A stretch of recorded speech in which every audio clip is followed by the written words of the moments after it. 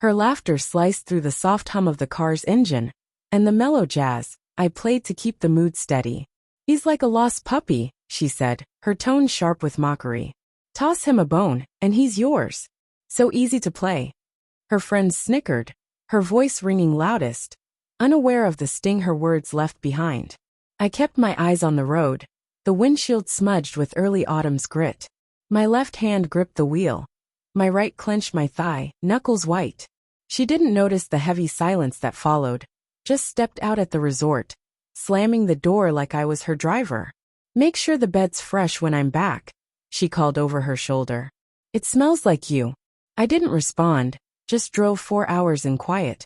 A quiet that roared with truth. We'd been married 7 years. No kids, just 2 dogs and a life we swore we were building together. She'd paint pictures of retiring in Florence, sipping espresso on a terrace, living like we were destined for greatness. I bought it, not because she was convincing, but because I wanted to believe. I worked long hours, fixed leaks, made her coffee every morning, sent texts to check in. By year 4, her replies dried up. I blamed her job, her stress, maybe the grind of life. Then she started primping for nights out. New earrings, a scent I didn't know. Subtle clues at first. A call she didn't answer. A late-night return. I ignored them until they demanded attention. 3 months ago, I found a receipt. Some quaint inn 40 miles from her work, midweek, paid in cash, her handwriting. I stayed calm but started watching.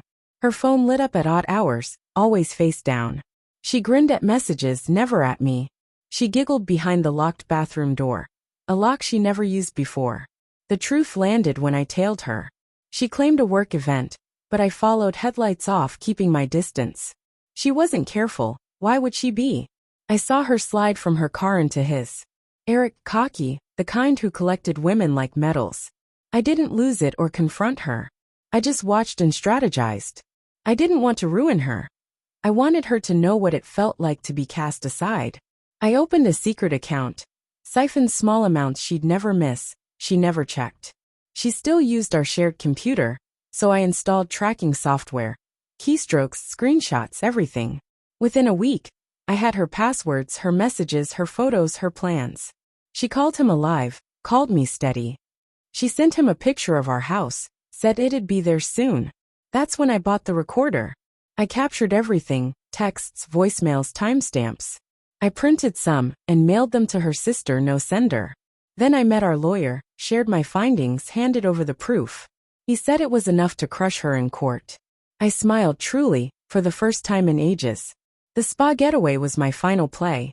I offered to drive her, and she barely looked up from her screen. Her lost puppy dig sparked the fire. I dropped her off, drove back, and called a locksmith to rekey every door. I filed for divorce, citing adultery, and got a temporary restraining order for harassment and verbal cruelty, backed by recordings. I hired cleaners to scour the house, packed her things, and stacked them in the shed. I canceled her credit cards, froze our shared account, and forwarded her mail to her workplace. Then I waited. She came back Sunday evening, tried her key, nothing. She banged on the door, yelled my name. I stayed still. She found her wedding band on the doorstep, no note, just the ring. The next day, she returned, eyes puffy, mascara smudged, voice shaky. "Please, can we talk?" I screwed up. I stepped outside, shut the door. No yelling, just steady. "I'm not your puppy," I said. She stiffened. "I heard everything, saw everything. You thought I was clueless. I was just patient." She tried to speak, couldn't.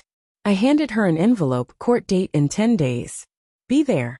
She reached for me. I stepped away. "You don't get to touch me anymore. You lost that when you turned me into your punchline." She thought I'd plead, fall apart.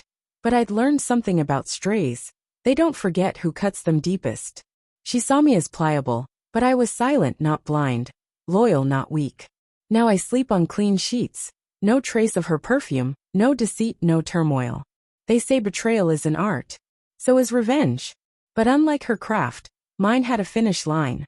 I made sure she saw my signature on those papers, because this time, I walked away first.